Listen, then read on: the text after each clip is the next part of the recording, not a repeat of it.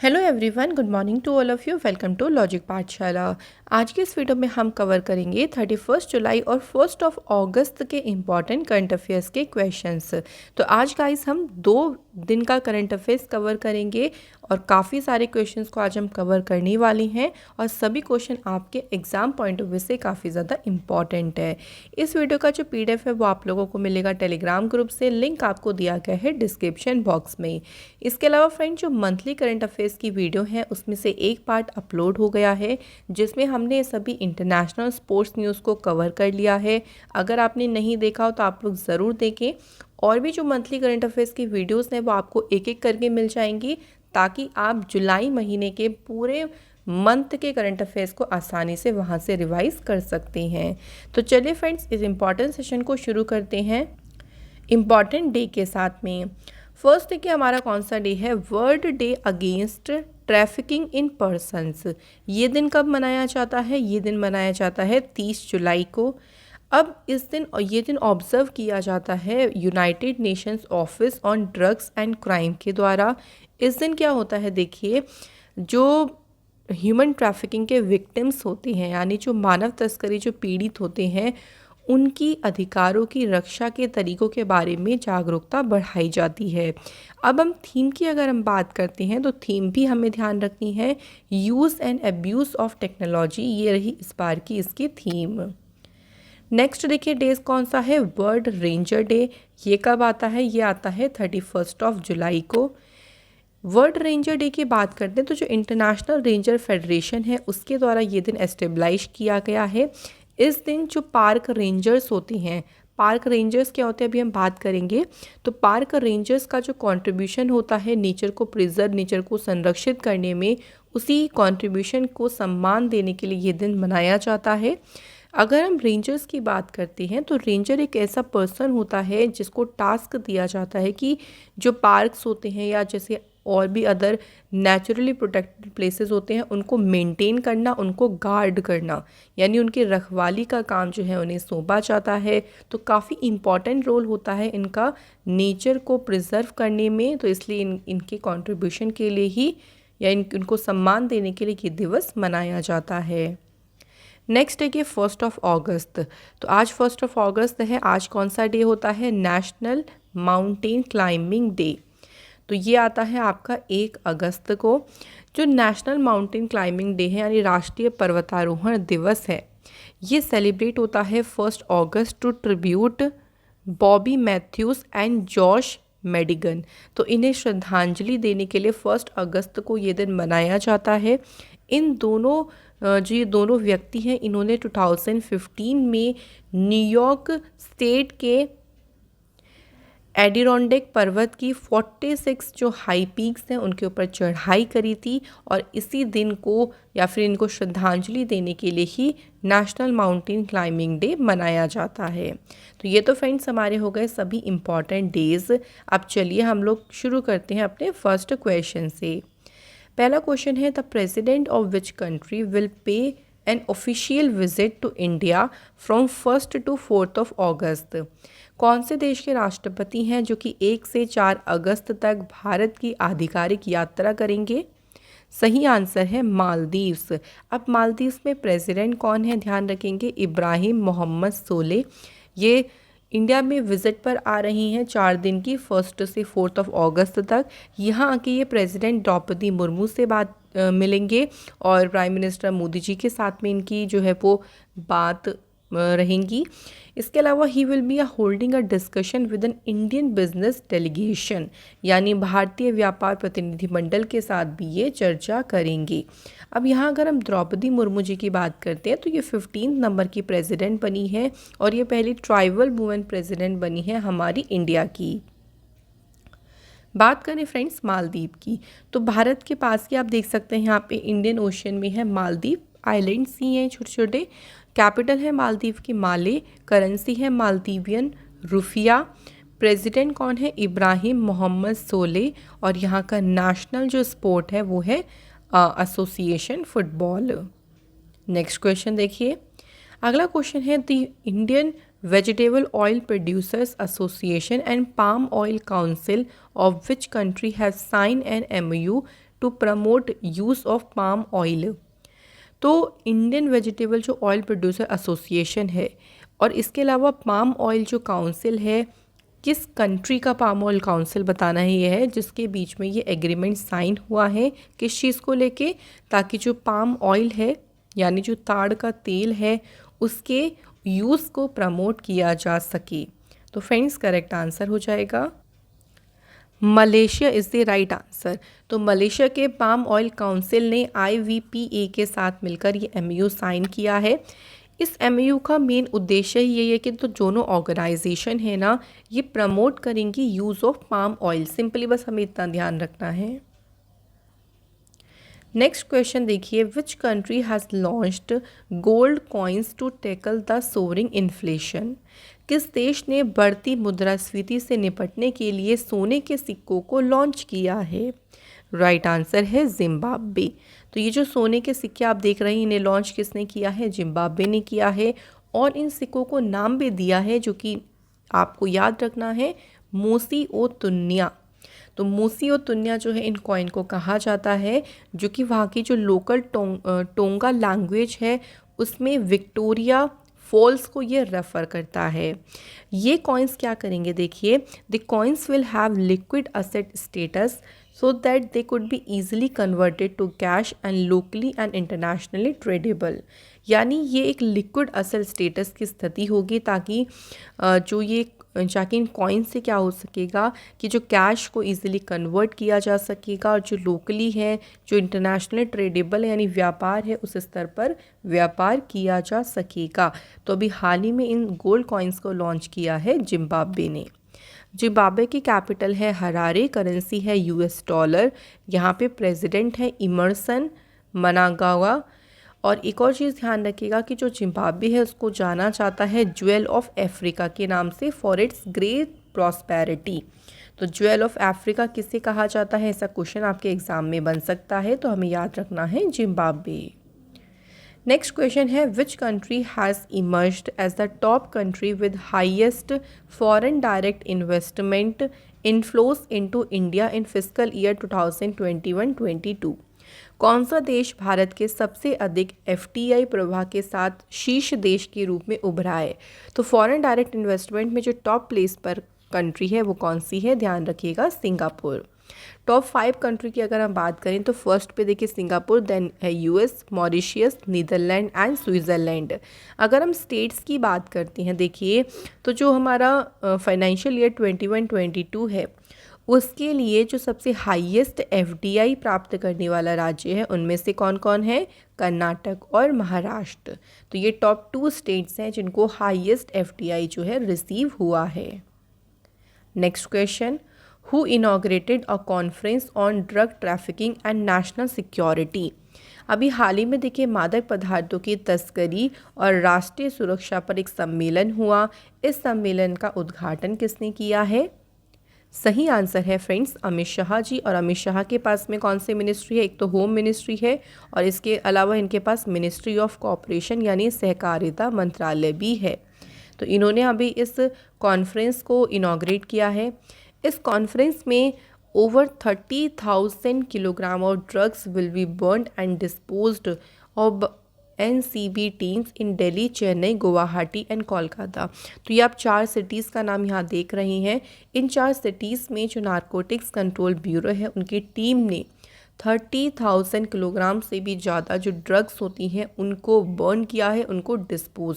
तो ये सारी चीज़ें की जाएंगी और इसी के उद्देश्य के साथ में ये कॉन्फ्रेंस हुई जिसका उद्घाटन किया है, इनॉग्रेट किया है होम मिनिस्टर अमित शाह जी ने। नेक्स्ट क्वेश्चन है, Who of the following will Asia's richest woman in the month of July 2022 according to Bloomberg Billionaires Index। तो ब्लूमबर्ग बिलियनियर्स इंडेक्स के अकॉर्डिंग एशिया के रिचेस्ट यानी एशिया की सबसे अमीर महिला कौन बनी है? तो फ्रेंड्स करेक्ट आंसर हो जाएगा हमारा सावित्री जिंदल। तो फ्रेंड्स यहाँ ध्यान रखिएगा थोड़ा सा, सावित्री जिंदल जो हैं ये एशिया की सबसे अमीर महिला बनी हैं। सावित्री जी जो हैं ये OP जिंदल ग्रुप की चेयरपर्सन इनको बनाया गया है after her late husband Om Prakash Jindal. तो उनके दिवंगत पति ओम प्रकाश जिंदल के द्वारा जो कंपनी सेट करी गई थी ओपी जिंदल ग्रुप, उसकी ये चेयरपर्सन है। The company is the third largest producer of steel in India, also operates in cement, energy and infrastructure. और अभी ओपी जिंदल जो ग्रुप है इसके चेयरपर्सन है सावित्री जिंदल, जो कि एशिया की सबसे वेल्थिएस्ट वुमेन कह लीजिए बनी है, और उन्होंने अभी चाइना की यांग ह्यांग को पीछे छोड़कर ये फर्स्ट प्लेस पर आ गई हैं। नेक्स्ट क्वेश्चन है, PM Modi inaugurated the first ever all India DLSA meet.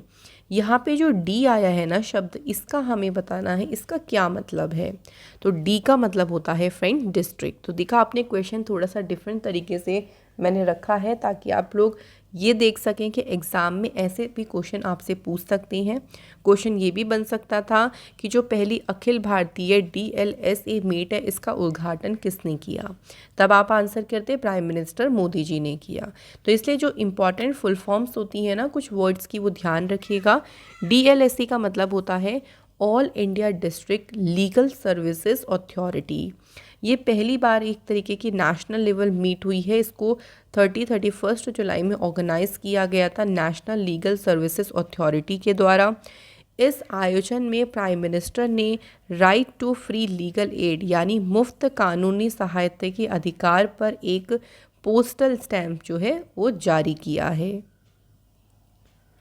Next question is, airport authority of India has sign an MOU with dash to boost connectivity under Udan scheme. तो airport authority of India ने अभी एक MOU sign किया है किसके साथ में मिलकर, ताकि जो उड़ान स्कीम है उसके तहत जो कनेक्टिविटी है उसको बढ़ावा दिया जा सके।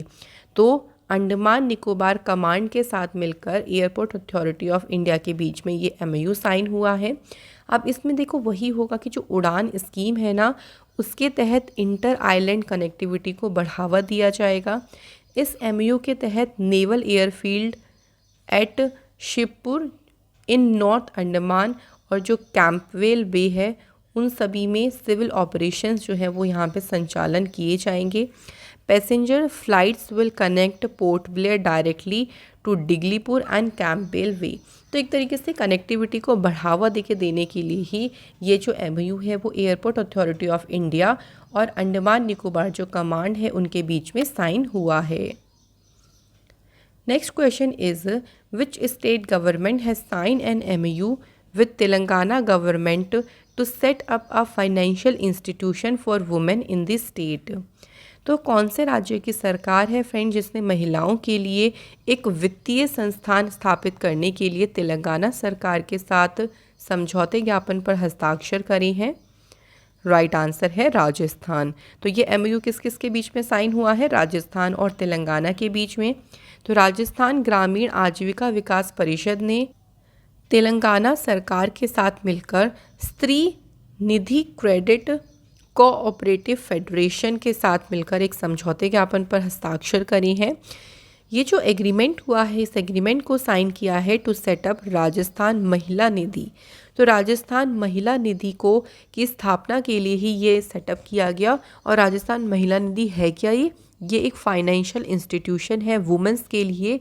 कहाँ पर? राजस्थान में। तो एक तरीके से वुमेंस को फाइनेंशियली मदद करने के लिए या उनको और इस फील्ड में आगे बढ़ाने के लिए ही इस इंस्टीट्यूशन को सेटअप किया जाएगा। और इसी के लिए राजस्थान और तेलंगाना की सरकार के बीच में MOU साइन हुआ है। फ्रेंड्स, अगर MOU की बात ही होती है तो देखिए एक MOU साइन हुआ है मेडागास्कर की गवर्नमेंट और टेलीकम्युनिकेशन कंसल्टेंट इंडिया लिमिटेड के बीच में। एक्सिस बैंक ने MOU साइन किया इंडियन एयरफोर्स के साथ मिलकर to manage the salary accounts of the defence personnel. इसके अलावा तेलंगाना और गूगल के बीच में एक MOU साइन हुआ है किस चीज़ को लेके? Digital economy for young and women entrepreneurs. तो ये MOU हमें ध्यान रखनी है। MOU कोई सा भी देखिए पूछ सकते हैं, तो इसलिए हमेशा हमें रिवीजन पर भी फोकस करना है और न्यूज़ के बारे में भी फ्रेंड्स ध्यान रखना है। नेक्स्ट क्वेश्चन है, which state has become the first state to launch semiconductor policy in July 2022। तो फ्रेंड्स, कौन सा राज्य है जिसने अभी हाल ही में सेमीकंडक्टर नीति शुरू करी? और सेमीकंडक्टर नीति शुरू करने वाला जो है ये पहला राज्य बन गया है।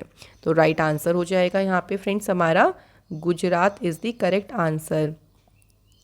अब देखिए इसी के साथ जो है फ्रेंड्स, जो गुजरात है ये पहला स्टेट बना है जिसने सेमीकंडक्टर पॉलिसी को शुरू किया। ये जो पॉलिसी है ये ऑफ़र करेगी अ स्लू ऑफ इंसेंटिव्स, यानी ये कई तरीके के प्रोत्साहन और साथ ही में सब्सिडी भी प्रदान करेगी अगर कोई मैन्युफैक्चर करना चाहेगा सेमीकंडक्टर्स को। इस पॉलिसी की अनाउंसमेंट किसने करी है? गुजरात के जो चीफ मिनिस्टर हैं भूपेंद्र पटेल, उनके द्वारा जो है अनाउंसमेंट करी गई। अच्छा, अगर हम कुछ करंट अफेयर्स की बात करें गुजरात से, तो अगर आपको ध्यान होगा कि गुजरात की जो गवर्नमेंट है उन्होंने गो ग्रीन स्कीम को शुरू किया।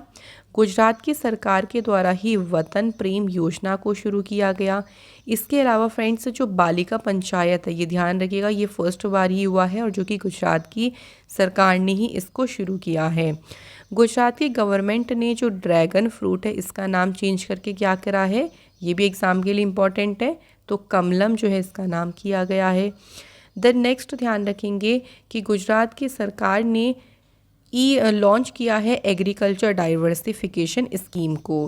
प्राइम मिनिस्टर मोदी जी ने 108 फीट जो ऊंची लॉर्ड हनुमान जी की स्टैचू है इसे भी गुजरात में ही अनवील किया। तो ये कुछ इंपॉर्टेंट न्यूज़ है फ्रेंड्स गुजरात से। बात करें अगर हम गुजरात स्टेट की, तो गुजरात की कैपिटल है गांधीनगर, सीएम है भूपेंद्र पटेल, गवर्नर है आचार्य देवव्रत। गिर forest national park, blackbuck national park, Vansda national park, gulf Kutch marine national park, ये सभी इम्पॉर्टेंट है गुजरात से। नेक्स्ट क्वेश्चन पे बढ़ते हैं। क्वेश्चन है अगला, मुख्यमंत्री मेहतारी न्याय रथ was launched by the CM of which of the following state. Friends बात करते हैं जो मुख्यमंत्री मेहतारी न्याय रथ योजना है इसे किस राज्य के मुख्यमंत्री ने शुरू किया है? राइट आंसर है फ्रेंड छत्तीसगढ़। तो छत्तीसगढ़ के चीफ मिनिस्टर भूपेश बघेल ने इसे शुरू किया।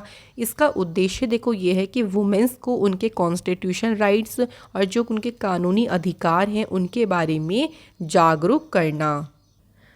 इसके लिए देखो क्या किया जाएगा कि जो मतलब वुमेंस के कॉन्स्टिट्यूशनल राइट्स उनको बताने के लिए शॉर्ट फिल्म्स उनको दिखाई जाएंगी, मतलब इसके बारे में लोगों उनके अधिकारों के बारे में जागरूक करते हुए उनको लघु फिल्मों के माध्यम से जो है ये जानकारी दी जाएगी और इसके लिए पूरे राज्य में जो है वो भ्रमण किया जाएगा। तो सिंपली ध्यान रखिएगा किसने शुरू किया है? छत्तीसगढ़ की सरकार ने। नेक्स्ट क्वेश्चन पे बढ़ते हैं। Who has been appointed as India's next High Commissioner to Bangladesh? तो बांग्लादेश में भारत के अगले उच्चायुक्त के रूप में किसे नियुक्त किया गया है? राइट आंसर है प्रणय कुमार वर्मा। ये बांग्लादेश में भारत के हाई कमिश्नर बने हैं। आईएफएस ऑफिसर हैं ये 1994 बैच के। करंटली ये इंडिया के एम्बेसडर थे वियतनाम में। अब इनको जो है हाई कमिश्नर अपॉइंट किया गया है कहाँ पर? बांग्लादेश में। इन्होंने विक्रम दोराई स्वामी की जगह पर ये अपॉइंट किए गए हैं। अपॉइंटमेंट की बात ही होती है तो चलिए अभी फ्रेंड्स ध्यान रखिएगा कि जो गवर्नमेंट ऑफ बांग्लादेश है उन्होंने मुस्तफिजुर रहमान को हाई कमिश्नर अपॉइंट किया है इंडिया में। तो ये इंडिया में बांग्लादेश के हाई कमिश्नर बने हैं। और अगर हम बांग्लादेश की बात करें कि बांग्लादेश में इंडिया के हाई कमिश्नर कौन बने हैं? प्रणय कुमार वर्मा। ध्यान रखिएगा। इसके अलावा सीनियर डिप्लोमेट रुचिरा काम्बोज ये नेक्स्ट एम्बेसडर और परमानेंट रिप्रेजेंटेटिव बनी है इंडिया की यूनाइटेड नेशन में। परमेश्वरन अय्यर ये नीति आयोग के नए चीफ एग्जीक्यूटिव ऑफिसर अपॉइंट किए हैं। नेक्स्ट क्वेश्चन पे बढ़ते हैं। The union cabinet has approved the signing off guarantee for hosting the dash world cup 2022 in India.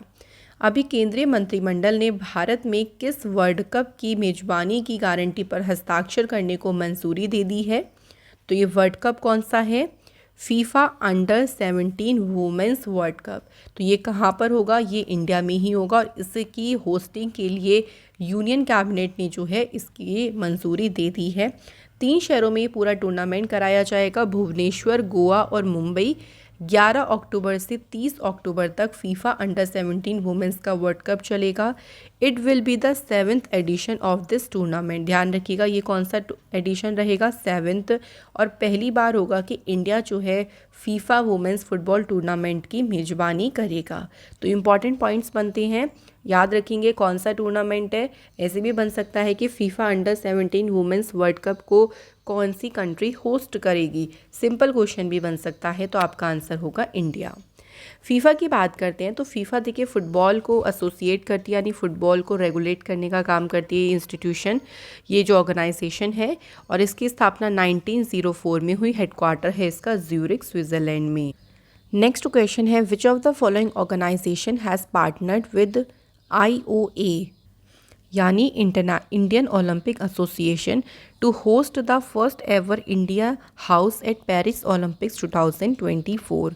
तो इनमें से कौन सा संगठन है जिसने पेरिस ओलंपिक 2024 में पहली बार इंडिया हाउस की मेज़बानी के लिए इंडिया ओलंपिक एसोसिएशन के साथ भागीदारी की है? राइट आंसर है friends Reliance industries.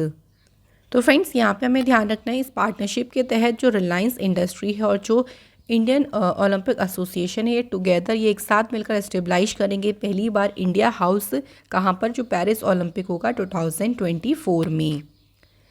Next question है Gustav McKeon has become the first batter in T20 international history to score consecutive hundreds, यानी इन्होंने लगातार शतक बनाया। लगातार शतक बनाने वाले ये पहले बल्लेबाज बन गए हैं। गुस्ताव मैक्यून इनमें से किस देश से संबंधित हैं? राइट आंसर है फ्रांस। तो मैंने आपको वही बोला है कि फ्रेंड्स अगर कोई भी प्लेयर हैं देखिए इंपॉर्टेंट हैं, उनकी कंट्री भी हमें ध्यान रखनी है। एग्जाम में इस तरीके से क्वेश्चन बन सकता है। T20 इंटरनेशनल में इंटरनेशनल के हिस्ट्री में लगातार 2 बार इन्होंने 100 बनाई है और ये पहले बैटर बने हैं। इनका नाम है गुस्ताव मैक्यून। ये अचीवमेंट उन्होंने नॉर्वे के खिलाफ 2024 T20 विश्व कप यूरोप क्वालिफायर मैच जो हुआ था उसमें 53 बॉल्स में इन्होंने 101 रन बनाकर इस अचीवमेंट को हासिल करा। इससे पहले जो 100 बनाई थी वो उन्होंने स्विट्ज़रलैंड के अगेंस्ट बनाई थी और 109 रन बनाए थे उन्होंने। तो फ्रेंड्स ये हमें ध्यान रखिएगा।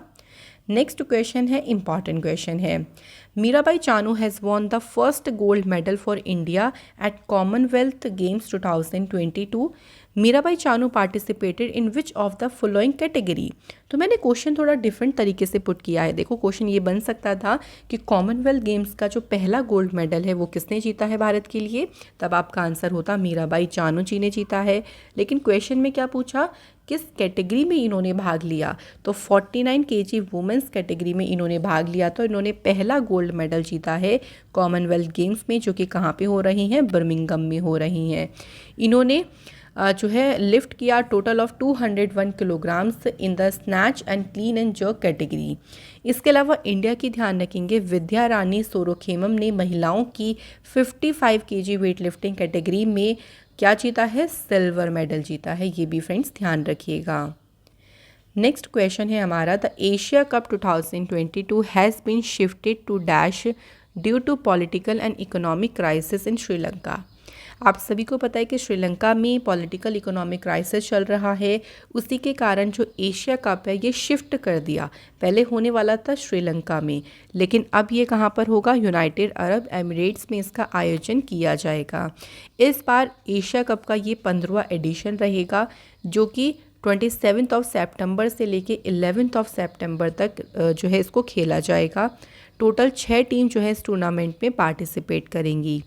एशियन क्रिकेट काउंसिल की बात करें 1983 में इसकी स्थापना हुई है और इसके प्रेसिडेंट हैं फ्रेंड जय शाह। तो आज के क्वेश्चंस फ्रेंड्स हो गए हैं हमारे फिनिश। आज मैंने रिवीजन क्वेश्चंस नहीं रखे क्योंकि काफ़ी सारे क्वेश्चंस थे, कल हम लोग अच्छे से इनको रिवाइज करेंगे। मैंने आप लोगों से सैटरडे क्वेश्चन पूछा था फर्स्ट कि जो संगाई फेस्टिवल है ये कहाँ मनाती है, मणिपुर में सेलिब्रेट करती हैं। और मणिपुर में चीफ मिनिस्टर फ्रेंड्स कौन है, मणिपुर में इस टाइम पे एन बीरेन सिंह है और गवर्नर है ला गणेश। सेकेंड क्वेश्चन फ्रेंड्स ये था कि जो एलिफेंट फेस्टिवल है ये कहाँ मनाया जाता है, ये राजस्थान में सेलिब्रेट करती हैं। राजस्थान में चीफ मिनिस्टर हैं अशोक गहलोत और गवर्नर हैं कालराज मिश्रा। तो thank you so much guys कि अभी सब आप लोग कमेंट्स करती हैं जो भी क्वेश्चंस पूछा जाता है। तो आज के हमारे कमेंट हैं Ballavi Kumari, Sunil Kumar and Abhishek Singh. Once again thank you so much. आज के क्वेश्चंस की बात करते हैं। तो पहला क्वेश्चन है कौन से यूनियन मिनिस्टर ने लॉन्च किया इंडियन बिजनेस पोर्टल इन न्यू दिल्ली। तो भारतीय व्यापार पोर्टल को किसने लॉन्च किया। सेकंड क्वेश्चन है फ्रेंड्स कि जो क्रिकेट टूर्नामेंट है वुमेंस T20 चैलेंज 2022 ये किसने जीता है। तो जल्दी से आप लोग मुझे इन दोनों क्वेश्चंस के आंसर कर दीजिए। और फ्रेंड्स, मैं आशा करती हूँ कि आज की वीडियो के सभी कॉन्सेप्ट या सभी क्वेश्चंस आपको अच्छे से क्लियर हो गए होंगे। अगर आपको हमारी वीडियोस हेल्पफुल लगती हैं आपके एग्ज़ाम के लिए तो प्लीज़ हमारी वीडियोस को लाइक करें, शेयर करें और चैनल पे नए हो तो सब्सक्राइब ज़रूर करें। मिलूंगी मैं आप लोगों से नेक्स्ट इंपॉर्टेंट क्लास में। Thank you so much for watching this video.